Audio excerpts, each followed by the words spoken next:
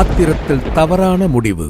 விதி என்பதில் பெருமறவர் மகேந்திர வளவனாருக்கு எப்போதுமே நம்பிக்கை இருந்ததில்லை. விதி என்பதை முயற்சியாலும் மதியாலும் வென்றுவிடலாம் என நினைப்பவர்.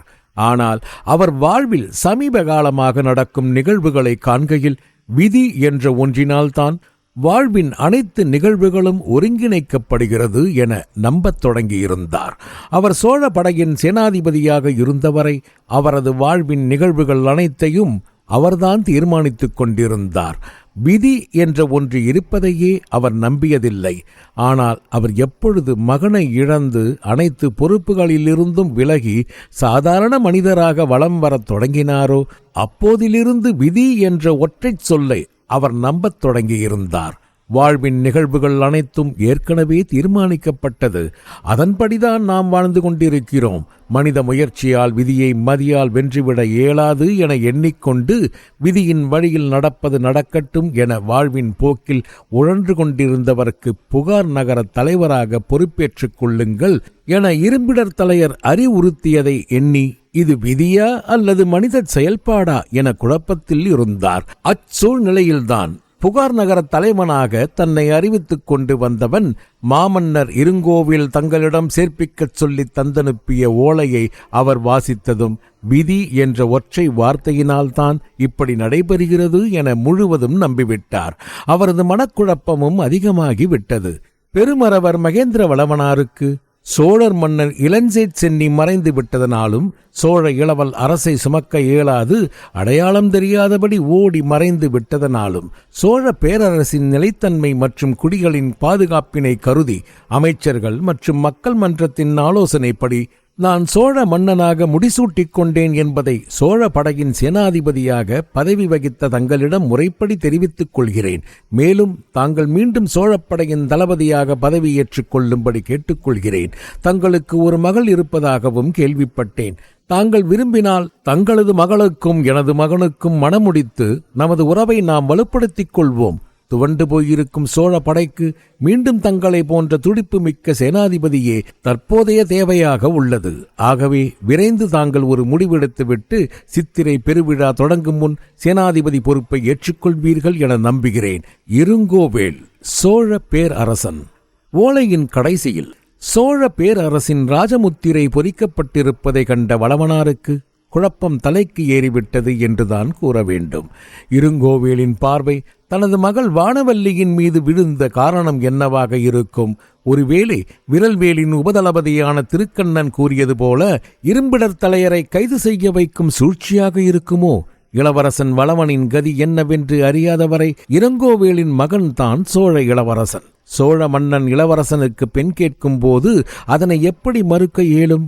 இந்த ஓலையை மட்டும் விரல்வேல் பார்த்துவிட்டால் இருங்கோவேலின் கதி என்னவாகும் என பல கேள்விகளை தனக்குத்தானே கேட்டுக்கொண்டவர் கடைசியில் விதி காட்டும் வழி எதுவானாலும் அதன்படியே எல்லாம் நடக்கட்டும், என்ன நடந்தாலும் ஏற்றுக்கொண்டு வாழ்வினை கடப்பதை தவிர வேறு வழியில்லை என எண்ணியவர் மணவாரம் நீங்க ஆலமரத்து முற்றத்துக் கோயிலுக்கு சென்று சிவலிங்கத்தை வழிபட்டுவிட்டு தனது வீட்டிற்குள் நுழைந்தவரை அங்கே உணவருந்தியபடியே இரும்பிடையர் தலையர் வரவேற்றார். வீட்டிற்குள் நுழைந்த வளவனார் இரும்பிடர் தலையரிடம், தாங்கள் எப்போது வந்தீர்கள்? உங்களை நான் இங்கு எதிர்பார்த்திருக்கவில்லை. அடிகளார் எங்கே என வினவினார். அதற்கு பதிலளித்த இரும்பிடையர் தலையர், அடிகளாரை உறைந்தை வரை ஒரு முக்கிய பணிக்காக அனுப்பி வைத்துள்ளேன் வளவனாரே என கூறி சிறிது மௌனத்திற்கு பின் புகார் கோட்டையில் செங்கு வீரனின் உபதளபதிகளால் கோட்டை தலைவனாக பொறுப்பேற்று வந்தவன் நைய புடைக்கப் பெற்று அனுப்பப்பட்டதை கண்டேன். பிறகு கோட்டை மற்றும் வேறு இடங்களில் இருப்பது ஆபத்து என தோன்றவே நேராக இங்கு வந்துவிட்டேன் என்றார்.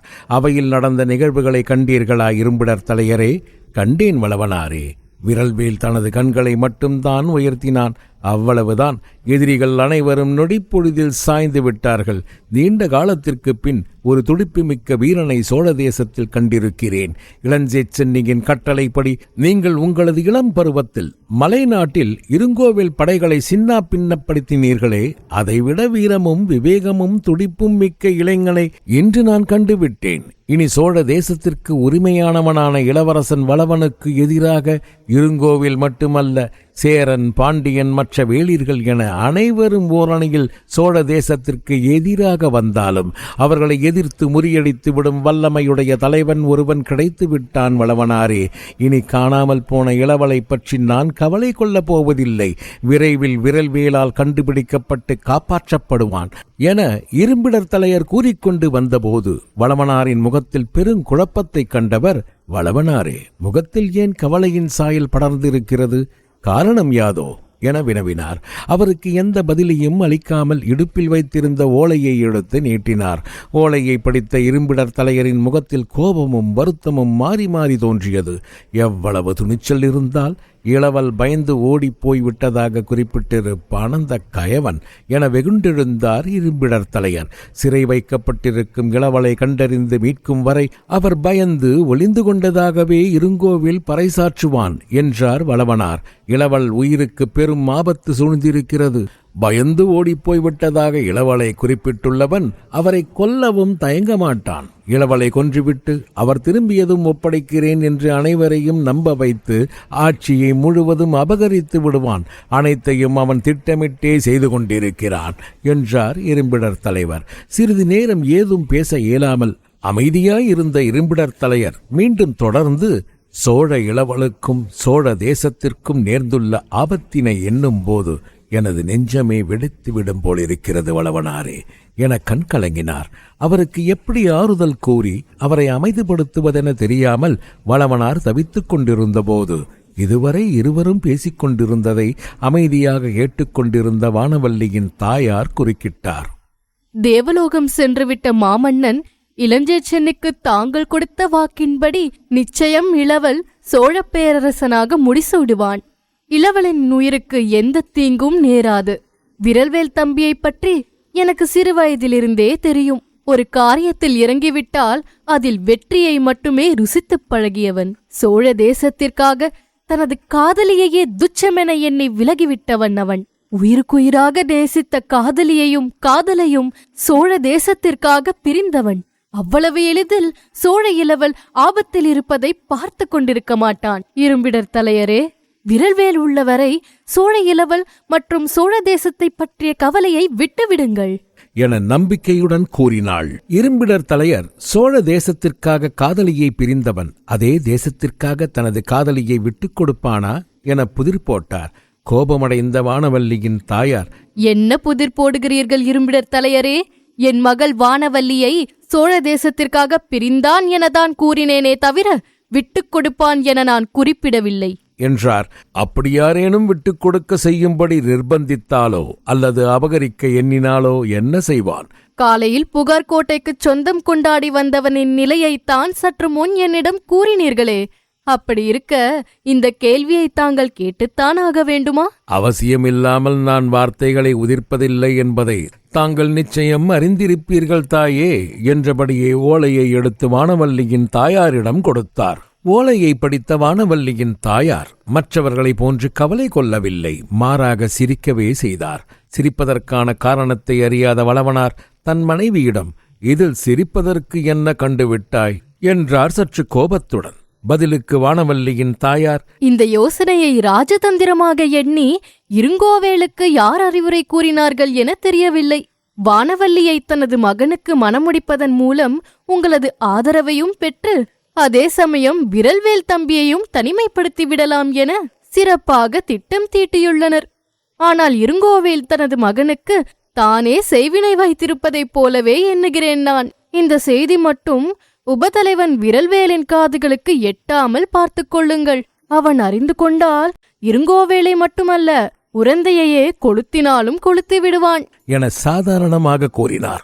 குறுக்கிட்ட இரும்பிடர் தலையர், செங்கு வீரன் அவ்வளவு வலிமையுடையவனா என கேட்டு வானவல்லியின் தாயாரின் எண்ண வலிமையை ஆழம் பார்க்க முயற்சித்தார். பதிலுக்கு வானவல்லியின் தாயார், ஆமாம் இரும்பிடர் தலையரே, அவனது வலிமையும் வேகமும் விவேகமும் நமது மதிப்பீட்டிற்கும் அப்பாற்பட்டது. அவனது காதலும் அப்படித்தான். அதற்கு ஏதேனும் ஆபத்தென்றால் அவன் யாரை வேண்டுமானாலும் எதிர்க்க துணிந்து விடுவான் என்றார்.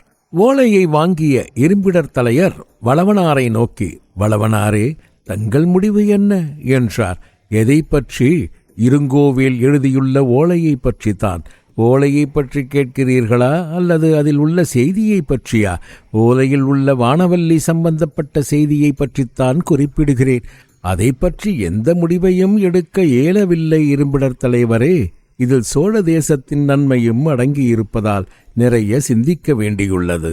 காலத்தின் கைகளில் அனைத்து முடிவுகளையும் விட்டுவிடுவோம். நடக்கிறபடி நடக்கட்டும். இப்போது இது பற்றி எந்த செய்தியையும் இருங்கோவேலுக்கு அனுப்பாமல் அமைதியாக இருப்பதே சாலச் சிறந்தது என எண்ணுகிறேன். சூழ்நிலைக்கு தகுந்தவாறு முடிவெடுத்துக் கொள்வோம் என வளவனார் பேசிக் கொண்டிருந்த போதே குறுக்கிட்ட வானவல்லியின் தாயார் கடும் கோபத்துடன், உங்களது அரசியல் பிரச்சனைகளுக்குள் எனது மகள் வானவல்லியை சிக்க வைத்து அவளது வாழ்க்கையை பாழாக்கி விடாதீர்கள். இருங்கோவேல் ஓலையை பற்றி யோசிக்கும் பேச்சிற்கே இடமில்லை. அவளது எதிர்காலம், அவள் யாருடன் வாழ வேண்டும் என்பது பற்றி முடிவெடுக்கும் முழு உரிமை அவளுக்குத்தான் உள்ளது. மாறாக உங்களுக்கோ அல்லது எனக்கோ இல்லை. ஆலோசனை வழங்க மட்டுமே உரிமை உள்ளது என்பதையும் நினைவில் கொள்ளுங்கள் என்றார் சற்று கடுமையான குரலில். வானவல்லியின் பொருட்டு வளவனாருக்கும் அவரது மனைவிக்கும் கருத்து வேறுபாடு அதிகரிப்பதை கண்ட இரும்பிடர் தலையர் குறுக்கிட்டு இருவரையும் சமரசம் செய்யும் நோக்குடன், இருங்கோவேல் எழுதியுள்ள ஓலைக்காக நமக்குள் நாம் சண்டையிட தேவையில்லை தாயே. அதை பற்றி முடிவெடுக்க வேண்டிய எந்த ஒரு அவசியமும் இப்போது ஏற்படவில்லை. காலம் வரும்போது அதை பற்றி நாம் சிந்தித்து முடிவெடுத்துக் கொள்வோம் என அமைதியானார். எதிர்காலத்திலும் இந்த ஓலையை பற்றி சிந்திக்க ஏதுமில்லை இரும்பிடத் தலையரே. வானவல்லி விரல்வேல் தம்பிக்குதான் என்பது முடிவு செய்யப்பட்ட ஒன்று என்பதை இருவரும் நினைவில் கொள்ளுங்கள். குறுக்கிட்ட வளவனார், அன்று வானவல்லிக்கு பிடித்திருந்தது. நமது மகன் திவ்யனால் பேசி முடிக்கப்பட்டது. இன்று திவ்யனையும் இழந்துவிட்டோம். வானவல்லி பேசுவதை கூட நிறுத்திக் கொண்டாள். இனியும் அதை பற்றி பேசுவதில் என்ன பயன் என வினவினார் தன் மனைவியிடம். பதிலுக்கு வானவல்லியின் தாயார், உங்களது மகள் உங்களுக்கு கொடுத்த வாக்கினை காப்பதற்கே விரல்வேலுடன் பேசாமல் விலகி இருக்கிறாள். மாறாக வானவல்லி முற்றிலும் மறந்துவிட்டாள் என எண்ண வேண்டாம். மகளை பற்றி தாயை விட யாரும் அதிகம் அறிந்திருக்க மாட்டார்கள். அந்த வகையில் கூறுகிறேன். அவள் முற்றிலும் விரல்வேல் தம்பியை மறந்துவிட்டாள் என எந்த ஒரு கணத்திலும் தவறாக எண்ணிவிடாதீர்கள்.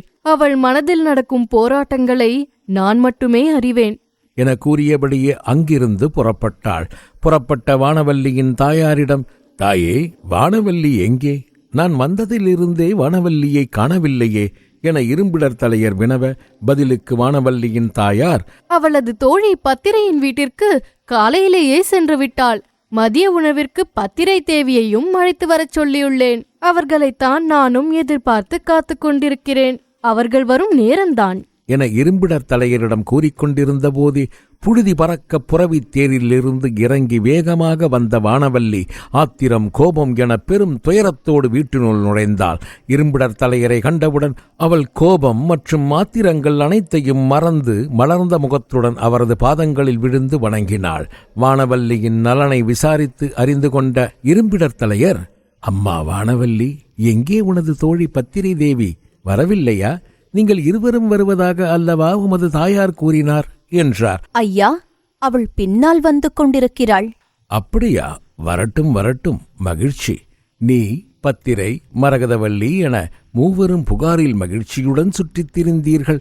இப்போது மரகதவல்லி மட்டும் தனியாக நாங்கூரிலும் உறைந்தையிலும் தனிமைப்பட்டு கிடக்கிறாள். மரகதவல்லி உங்கள் இருவரையும் நலம் விசாரித்ததாக கூறச் சொன்னாள்.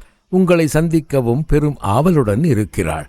தனது தோழி மரகதவல்லி பற்றி இரும்பிடர் தலையர் கூறியதும் மகிழ்ச்சியுடன், தாங்கள் மரகதவல்லியை சந்தித்தீர்களா? அவள் இப்போது எங்கே இருக்கிறாள் என ஆவலுடன் வினவினாள். நேற்றுதான் உறைந்தையில் சந்தித்தேன். மரகதவல்லியின் தந்தை செங்கோடனை சந்திக்கையில் மரகதவல்லியையும் சந்திக்க நேர்ந்தது. நேற்று அவளை நாங்கூரில் அல்லவா சந்தித்து விட்டு வந்தோம். உறைந்தைக்கு வந்து விட்டாளா? உறைந்தையில் சந்தித்த போது புகாருக்கு தாங்கள் அவளையும் அழைத்து வந்திருக்க வேண்டியதுதானே?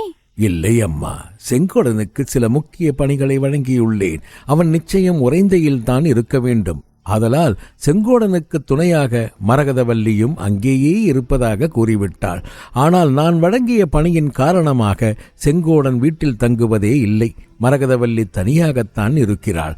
திடீரென வானவல்லி, நான் வேண்டுமானால் மரகதவல்லிக்கு துணையாக உறைந்தை செல்லட்டுமா என்றாள். இரும்பிடர் தலையர் சோழ தேச சேனாதிபதியும் படை தளபதியுமான வளவனாரிடம் அனுமதி பெற்று நீ தாராளமாக புறப்படலாம் அம்மா என்றார். இரும்பிடர் தலையர் வானவல்லியிடம் சோழ படை தளபதி என தந்தையை அழைத்திருந்ததிலிருந்து தந்தை மீண்டும் அரச பொறுப்பில் இணையப் போகிறார் என்று இரும்பிடர் தலையரின் குறிப்பினால் உணர்ந்த வானவல்லி தந்தை படையின் சேனாதிபதியானால் விரல்வேளையும் நிச்சயம் ஏற்றுக்கொள்வார், தனது மனப்போராட்டமும் விரைவில் நீங்கப் போகிறது என மகிழ்ந்து குதூகலமடைந்தாள். ஆனால் சற்று முன் விரலையை தூக்கிக் கொண்டு வந்த விரல்வேலை கண்ட நிகழ்வுகள் மனதில் நிழலாடி அவளின் மனதில் எழுந்த மகிழ்ச்சிகளை குலைத்து விடவே அவளது முகம் மீண்டும் வாடி போனது.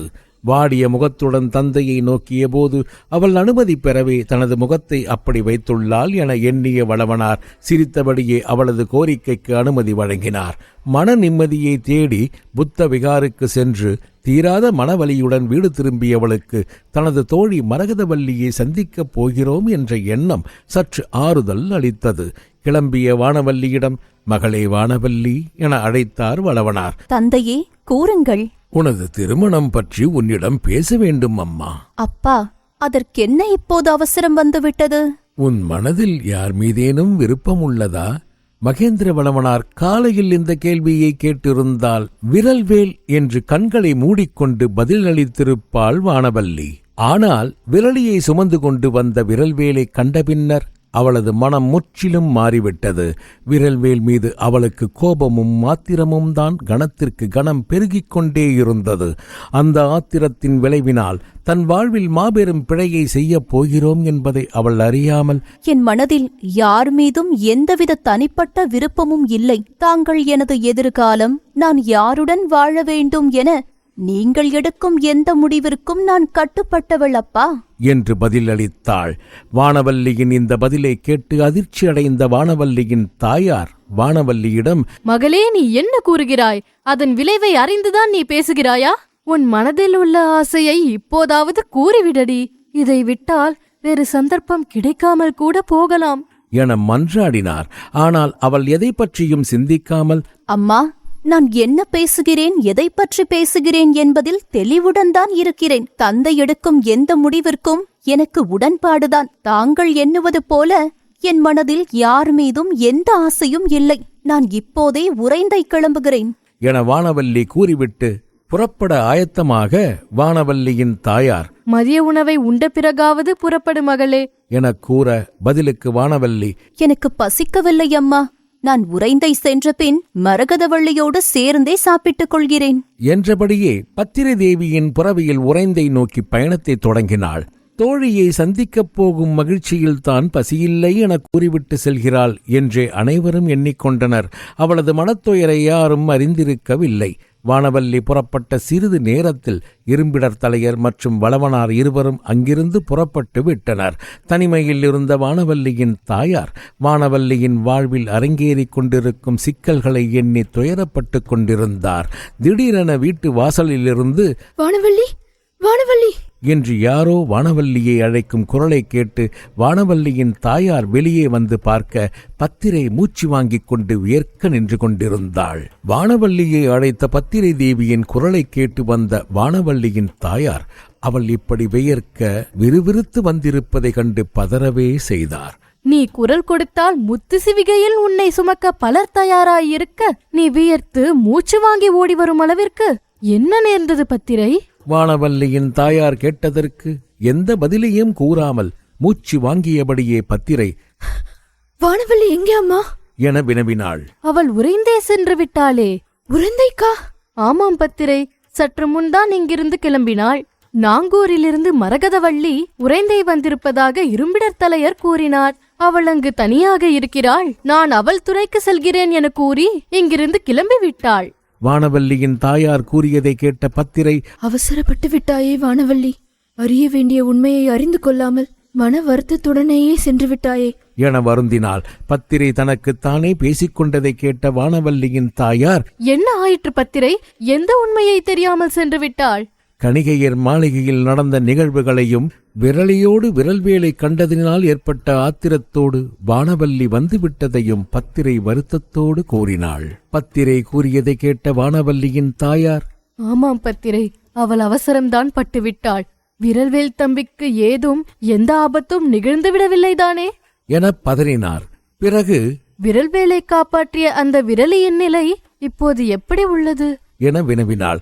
விரலி தனது உயிரை கொடுத்து தலைவரின் உயிரை காப்பாற்றியுள்ளாள். அவள் பிழைப்பது சந்தேகமே. பௌத்த தேரரான தலைமை மருத்துவர் எனது ஆறுதலுக்காக சில தினங்கள் காலம் கழித்தே அவளது நிலையை கூற இயலும் என்றார். ஆனால் நானும் மருத்துவம் பயின்றவள்தான் என்பதை அவர் அறிந்திருக்க மாட்டார் என்றே நினைக்கிறேன் அம்மா. அவளது கையை பிடித்து பிரார்த்தனை செய்வது போல் அவளது நாடியையும் பார்த்து விட்டேன். அவளது நாடி பலவீனமாக இருக்கிறது.